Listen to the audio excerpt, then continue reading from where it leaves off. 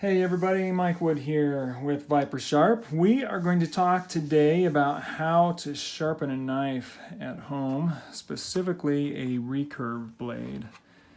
And what we're going to do is this RFA assisted opener from 511 Tactical. This is one that I had sent to me with questions about the blade and about sharpening it, and so we are going to look at sharpening that knife. If you have a knife that you would like to send in so that I can sharpen it for you and show you how to sharpen it, just send me an email, mike@vipersharp.com, or give me a phone call, and I'd be happy to sharpen a knife for you and show you how to do it properly. So let's jump into it.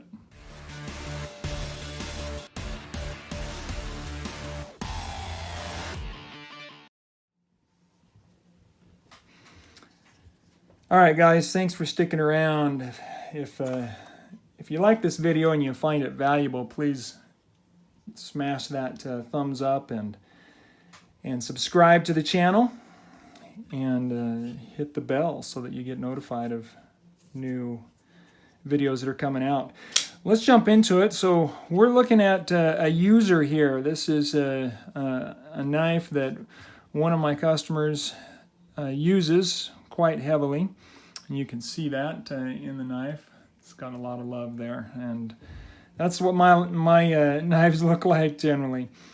So we have more than just a straight blade here. We've got a recurve on this, and so we want to look at how to sharpen a recurve blade, and so that's what we're going to go through here, is give you some details on that. Let's see what we've got in there. 600, we're going to take that down to a 250 to start. And we'll get started with that. And yeah, it definitely needs some love there. So let's give an opening test here on this. So it is cutting. Right here, it's grabbing pretty bad and doesn't want to cut through that. So we definitely have some room for improvement there. So first thing, we need to get the knife in the clamp.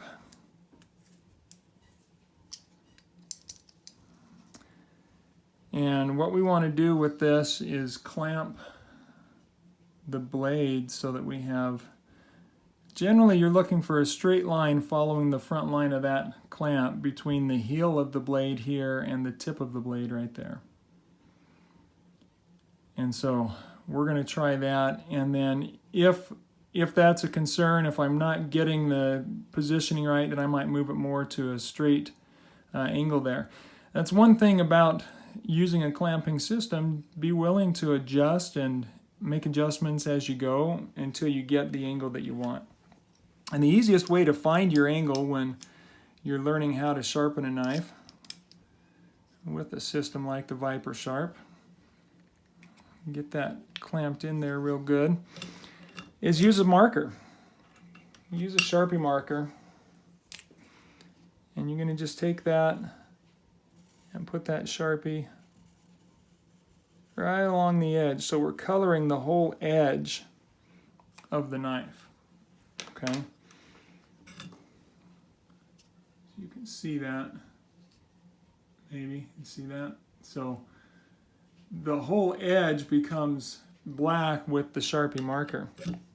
And so now as we start taking some passes on here, we can see where we need to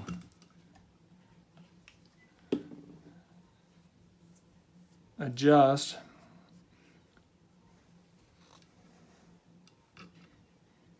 So I'm going to set this angle to where I think we need to be, and I'm going to guess right about there. We're going to lock in that back tab so we're not coming down in front of the knife.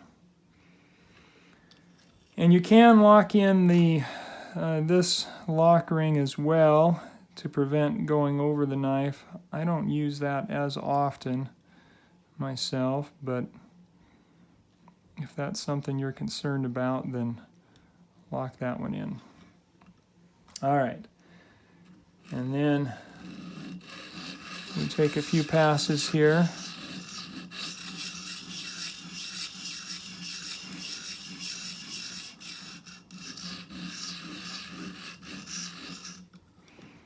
And we see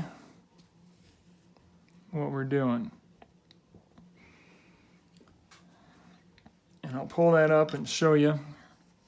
So hopefully you can see the very edge is being taken off, but not all the way up to the shoulder. So what that means is our angle is too steep. We've got too steep an angle, and so we're going to drop it just a little bit so that we can get closer to matching that whole edge. Take a few more passes. And now we're taking off the marker all the way from the shoulder of the edge all the way down. Now if we want to verify, since we had already removed it from the edge, we don't want to be working only on the shoulder. So we'll put some marker on there again. That marker will clean off with alcohol, so no concerns there. All right, and then take that again.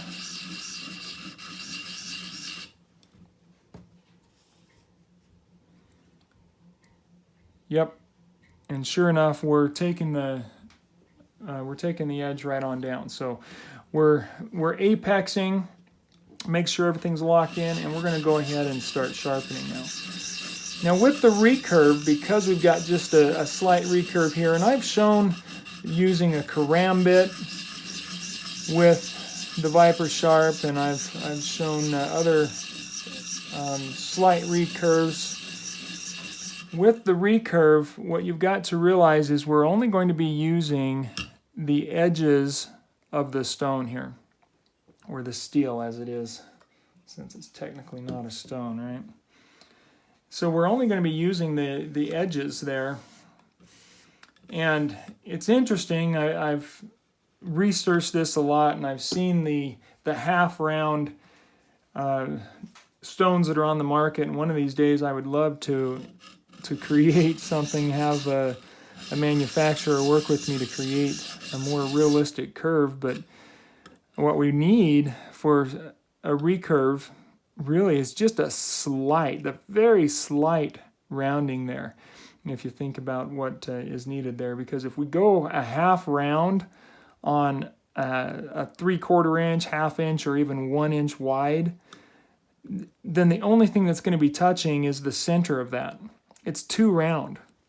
And so what we need in the industry for recurves is just a slight curve on that where we, our radius is that of a huge circle, right?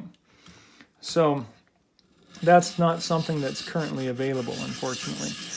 And so we work with using just the corners of the stone. And so when we get over here and we want to make sure that this center is sharp, you've got to realize that we're really just working on this edge of the stone there.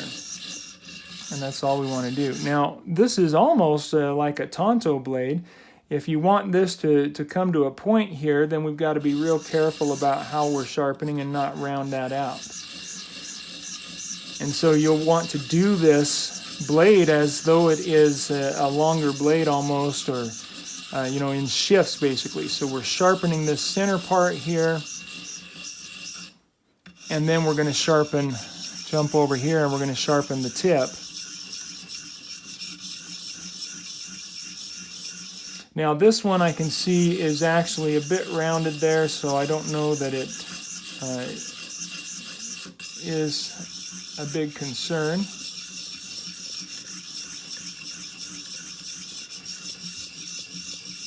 And so we give the several passes there, and I can see as I'm looking at this, and I know you can't see it in your camera right now, but I can see that we're not quite apexing right there. So if we start feeling for a burr, I can feel a burr back here. So we've done real good through that inner belly, that recurve right there. We're getting a burr all the way along. So we've apexed this part of the blade, but as soon as we come to that corner right there, we might be getting that actually. We might be getting a little bit. So we'll keep working on that a little and give it a few more passes.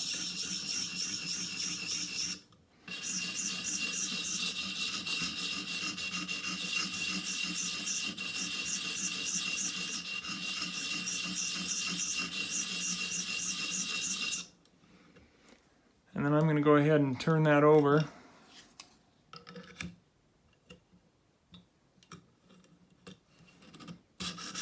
Yeah, I can feel the burr. We definitely had a burr on that side. So that's good. We want to do the same thing on the other side of it there. And we'll come over and work on the tip here. Again, focusing on working for that burr. What we want is a back and forth motion initially here when you start sharpening, so that we are creating that burr, because the burr is created when we're pulling metal away from the spine of the blade, the spine being back up here. And so both directions is removing metal, but only one direction actually creates that burr. And the burr is what tells us that we are apexing, or that we are coming to the very apex, the very end of the edge of that knife. And so creating a burr is a very important aspect when you're first beginning to sharpen a blade. We need to know that we are apexing. Because if we're not apexing, if we're not creating that burr, then we're really not sharpening. We can remove metal all day long. We're not sharpening if we're not getting right to the edge, because that's what creates sharp, right?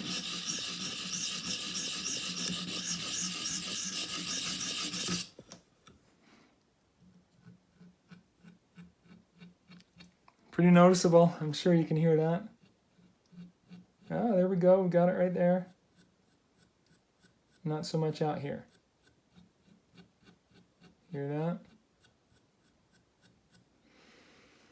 So we still got to work on that out there. I'm going to work on both sides of this, though. I'm not going to just hammer away on one side.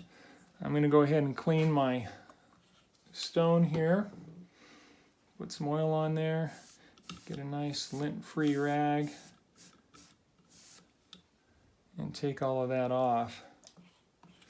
See, all of that black that I'm removing, that is metal that's coming off of the knife, and it can clog the pores of the diamond, so we want to remove as much of that as we can while we're sharpening.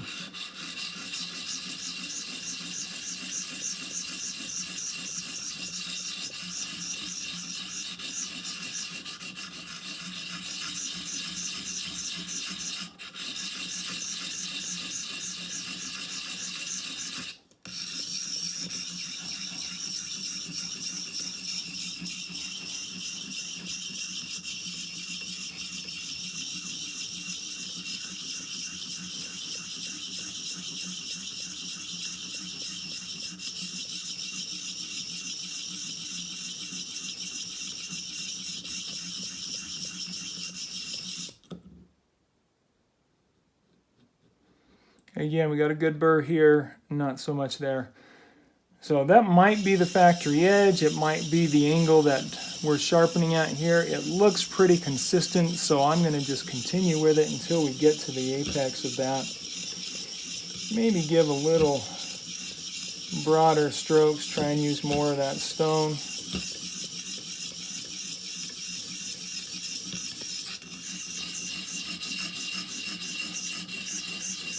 We use the 250 grit to do the majority of the work here.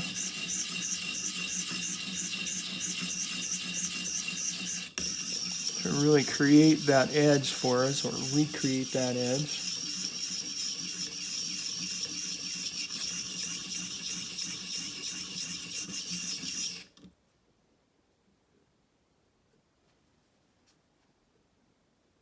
I am seeing a divot right there too that I didn't notice before.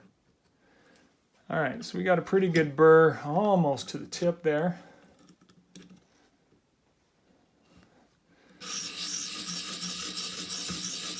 So as you're sharpening, and if you see a nick in the blade, or you know you've got a nick in the blade, then you can work a little extra in that space, in that part of the blade,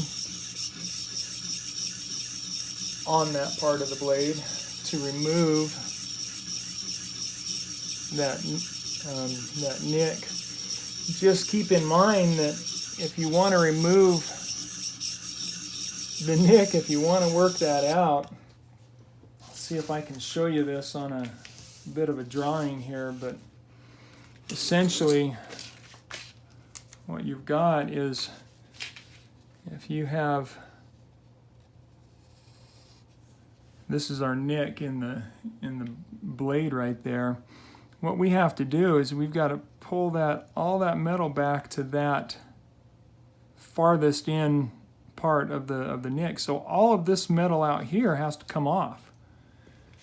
And so you've got to work quite a bit, and if you want to keep all that uniform, then you want to work nice and slow and careful. So the deeper that nick is, the more metal has to come off in order to remove it.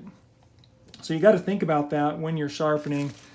How much work you want to do. Do you want to remove the nick in the blade completely, or do you just want to sharpen everything around it? It'll still cut real good if you don't remove that. I'm going to do my best to remove that for this customer here and see if we can get that to be nice and clean. Now I know I've got my burr over here, so I'm not as concerned about this part of the blade now. We're still getting a very consistent burr. We've got a very consistent burr there. So really all I'm doing now is working to remove that nick up at the tip. About maybe 3/16 away from the tip of that blade is where we've got that.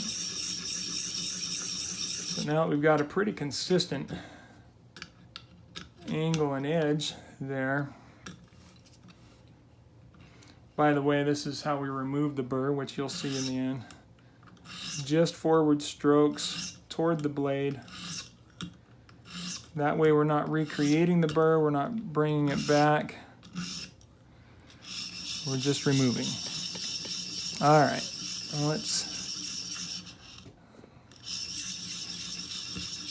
continue working that. See if we can remove that divot there, that nick in the tip. I wish I had a fancy camera that could show you that close up and just watch it go away, because it's kind of fun to be able to see that, and my eyes aren't the clearest, but I can see that shape of the blade reforming there, and I can see it taking shape and that angle going, or that nick going away. It's kind of fun.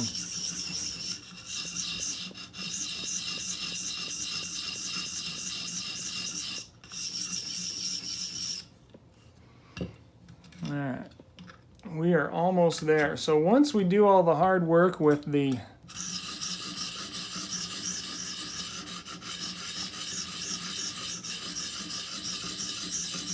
with the 250 stone. And from there it's just cleanup. Moving up a grit, and you don't have to create the burr if you don't want to. Although if you want to really polish your edge, And you're probably going to do the burr with each level. It'll get less pronounced as you move up to higher grits. But that rounded motion will really clean up all of your edge there. All those striations that are being put into the blade. Okay, so we're going to retest this.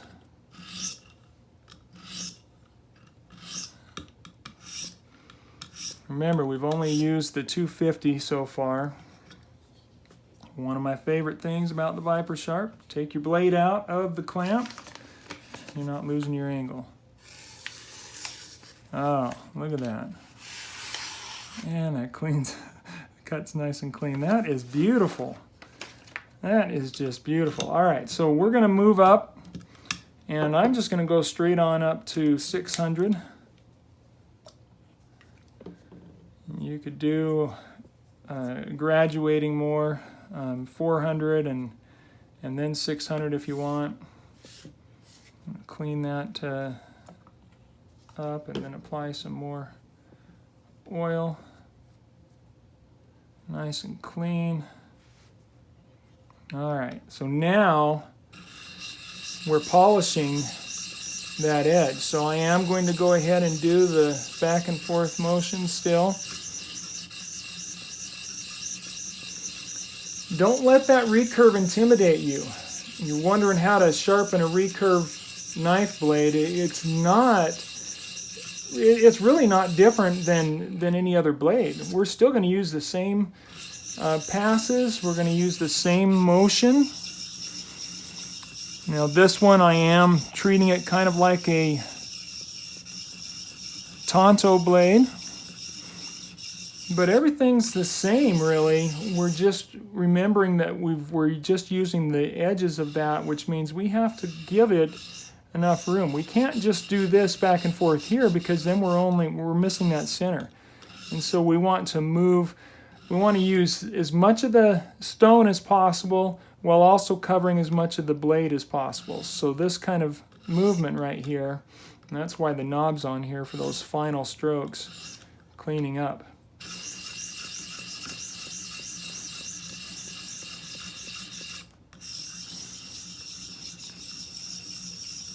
And we'll go ahead and do this on up to the 1200 and then maybe even strop it a bit and see if we can really clean that edge up nice.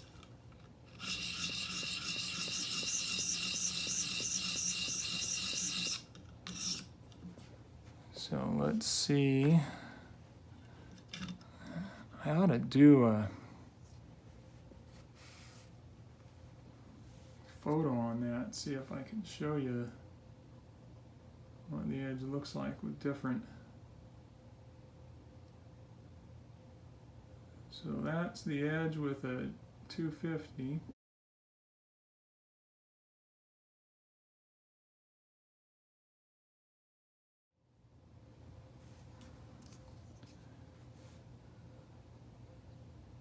That's the edge with a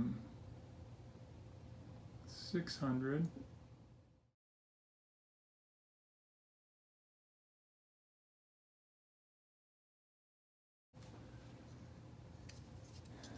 And then we'll do it with a 1200 as well, and then show you with a strop.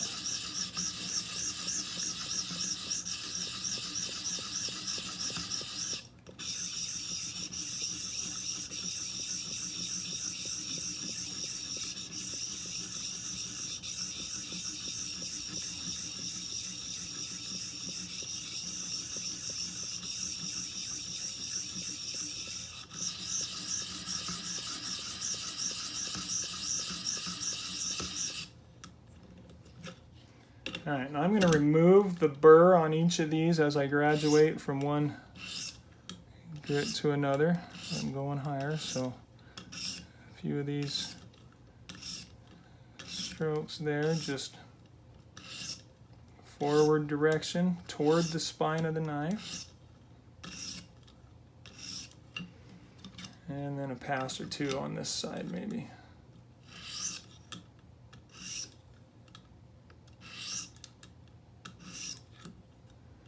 All right, and then we're going to move up to the 1200 and finalize this with the 1200 grit.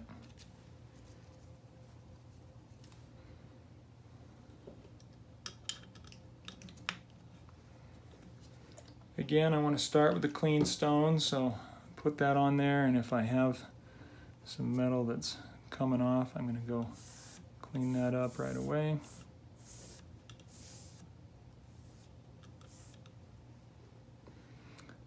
And I think we're good with that.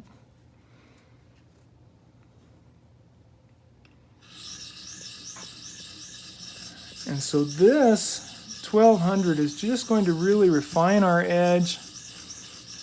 Honestly, you don't even have to do this if you don't want to on your blades. It depends on what you're doing with it. A 250 grit will get you an edge that will cut through most things. It's just going to be a rougher edge. If you want a little bit of a rough edge, then it's kind of like micro serrations. I'm not a big fan of serrations myself. I like a nice straight blade, but I know it does help pull through things if you have some micro serrations at least. Yeah, you can really see that cleaning up that edge.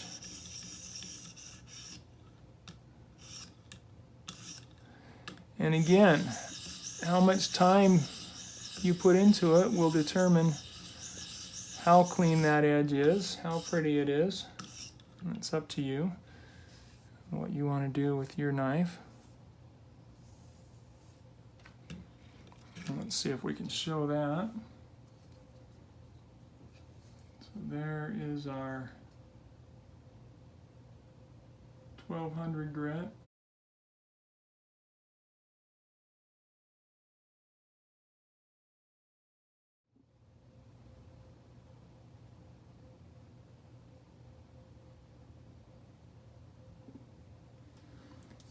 Versus the 600 grit.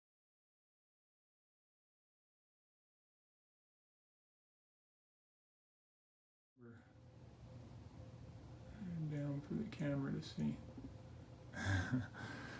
All right, we'll put that over on the other side there and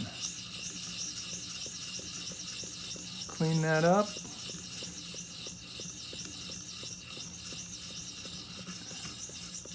With a little bit of practice and time, you'll get the feel for it. You'll get comfortable with what it takes to really complete this well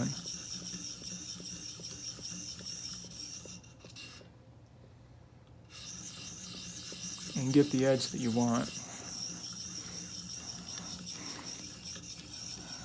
Now I'd like to also mention, don't put a lot of pressure on this. Don't put any pressure on it really. There should be no downward pressure from you pressing on this stone. Let the weight of the stone do the work.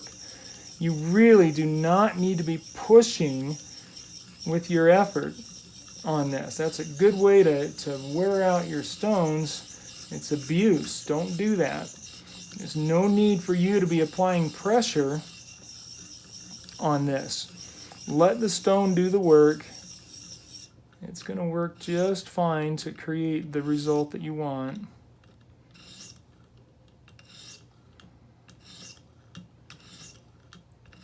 Pushing down on that is not a good idea. You're going to cause more harm than good. So be patient. Just work with it.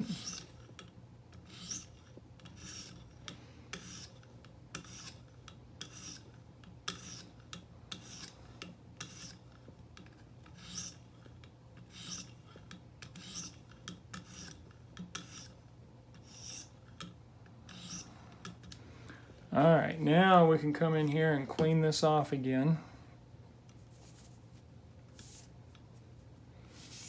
Lots of fine little pieces of metal filling up our stone. So let's pull all of that out of there.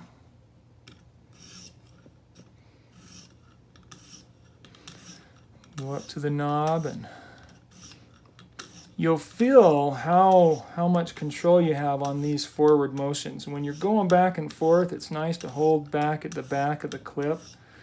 But when you're doing a final cleanup like this, it's really nice to be able to hold in the center of the stone with that knob. And that's why I created it that way. I'll go back this direction a little bit, try and, what I'm doing is using this edge to get in the center there to make sure that we're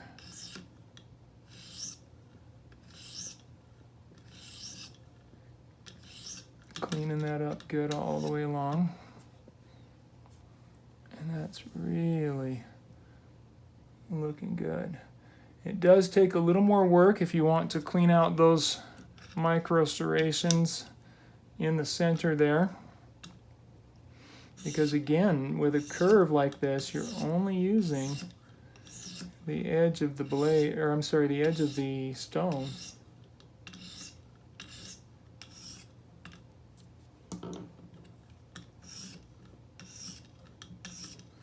To do the work.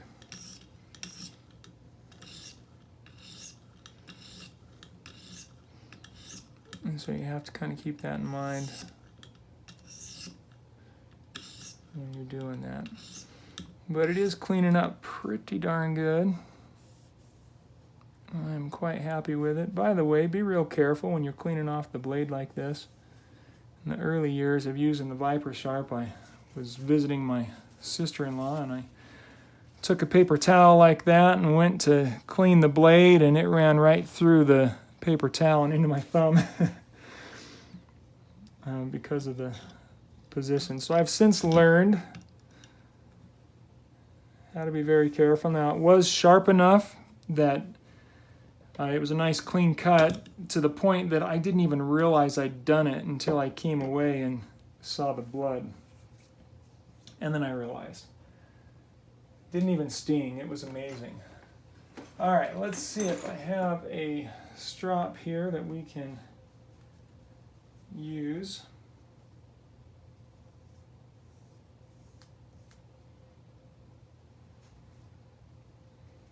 And we do. I'm just going to clean it up a little bit from the last use, and then see if I have some stropping compound. I'll be right back.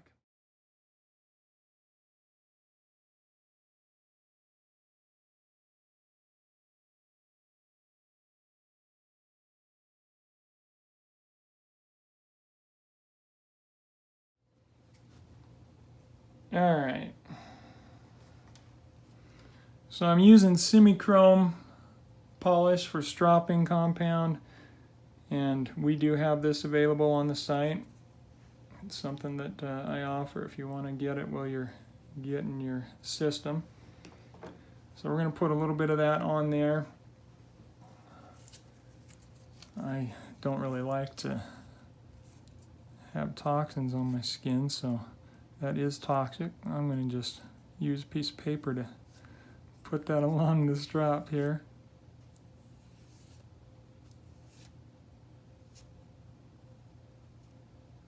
I think we're pulling up some dye from something there. All right. Good enough. Now, remember with a strop, we always want to pull from the heel, the back of the blade, forward. Otherwise, we're going to cut that strop. So, strop is just to clean up that edge, remove any of those micro serrations or striations in the blade.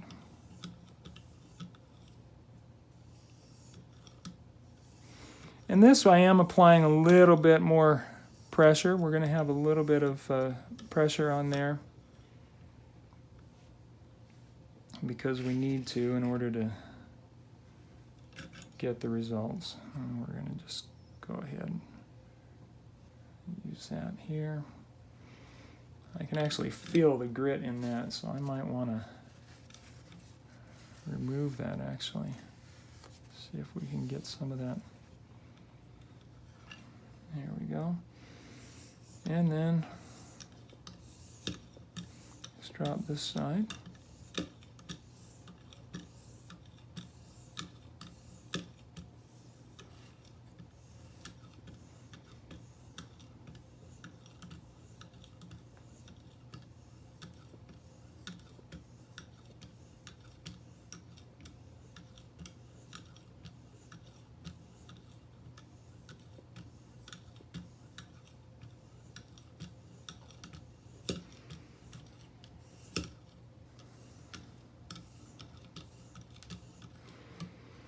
And then if you wanted to take it a step further with any blade that you're working on, you could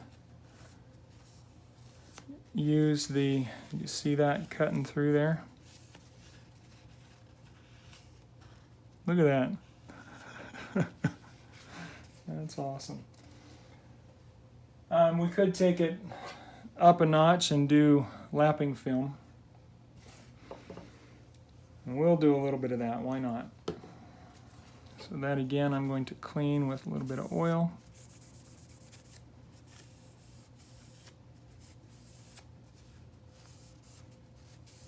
And that will leave us some oil on there to glide over that. Now again, only this direction with that. And the lapping film, if you really work at it, and it doesn't take long, but if you give it a few passes there, you can really mirror that edge.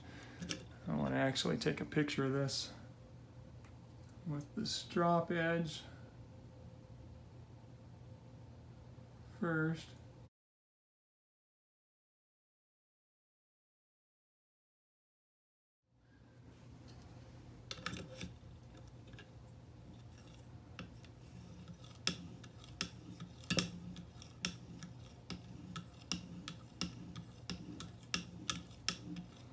And of course, when you're using the whole plate, it's easier to get those results when you're working on the recurve here. You got to remember we're only using those edges. See that? So this center piece was from this out here. These two are from working on the recurve there. Put some oil on there and remove all that.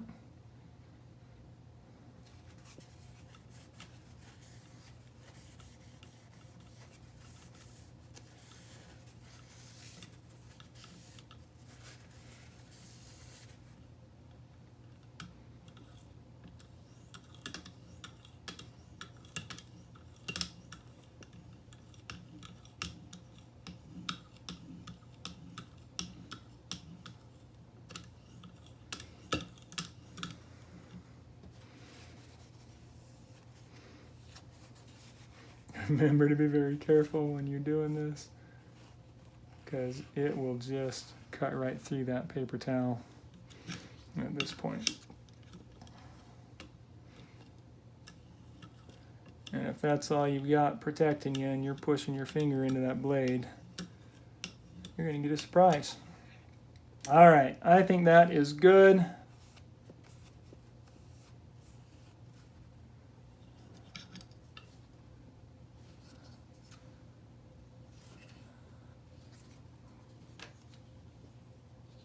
And let's see if we can get that in there. I don't know if we can show the, there we are, we're seeing the mirror, see that? Unfortunately, I can't get a picture of that, but I could do a screenshot, maybe that'll work.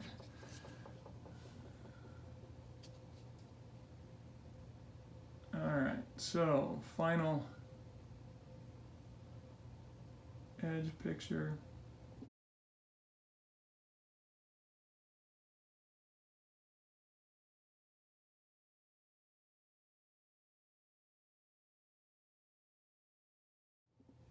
There we go. And that is how you sharpen a recurve knife blade.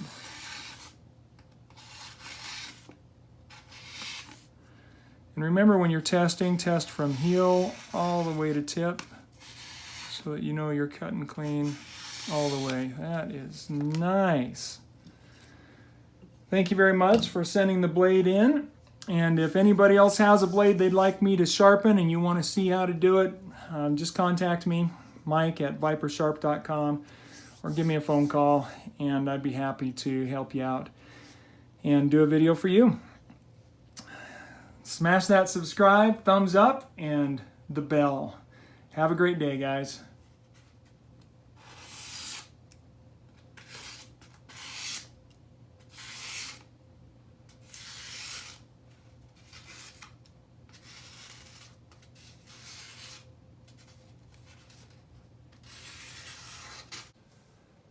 If you're looking for a professional precision sharpening system, come on over to ViperSharp.com and take one home today.